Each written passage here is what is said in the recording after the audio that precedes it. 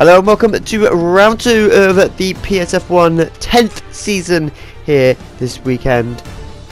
And yeah, a very tricky track, this one. Very drawn out circuit, that's for sure. 23 corners in total. Skies are darkened by the cloud this weekend. No rain in sight though, which is always a positive for the drivers that are slightly less able. So looking at the actual track map itself, then we've got obviously the three sectors, 3 very long sectors, 23 corners as well, just over 5 kilometers, 3.1 miles. So the 2 DRS zones are along the start finish straight, and of course out of turn 5 through turn 6 up to turn 7. Overtaking opportunity possibly there. Not much undulation in the track, it's fairly flat. Of course it is a street circuit, but yeah, definitely a challenge for the drivers with it being street circuit, very tight. So the tyres available this weekend are the Hypersoft, Ultra Soft and Soft tyres, which is a difference from what we saw last year, of course, with the introduction of the Hypersoft.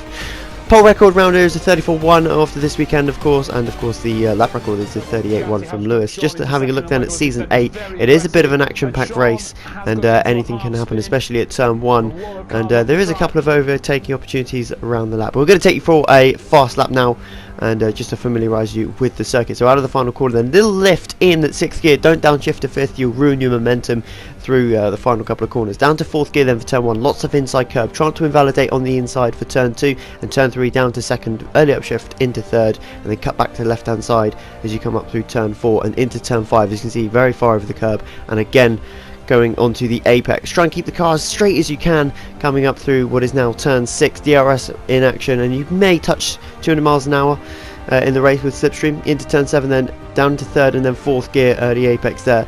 Trying not to get too twitchy on the exit. Out of turn 8 then, and try and get that as close to the wall as you can. Turn 9, very tricky one as well. It's very tricky corner to get right as the wall sticks out slightly as well. Turn 10 then, almost touching the wall on the left hand side, and again as you come into turn 11, lots of inside curb. Try not to clip the inside curb here as you come through 12, 13 over the Emerson Bridge, and into 14 the hairpin. Now all about your exit here as you come down this fairly long straight. Good overtaking opportunity this in the race, up into 7th gear, and then this right hander, which is always tricky to get right. Not too much inside curb because it will unsettle the car. Into the last sector now then, a lot of 90-degree corners coming up. Down to 3rd gear for these. Hook the inside wheel onto the curb as you can see there, just like that. Under the stadium section now, down into 3rd gear again. Try not to get too close to the walls and curbs if you can. Obviously still take as much curb as you possibly can.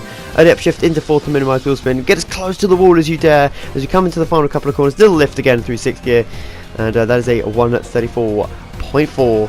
There's a lap of the Singapore street circuit, and we'll see you next time out for the Spanish Grand Prix. Don't miss it. We'll see you next time. Bye bye. Thank you for watching.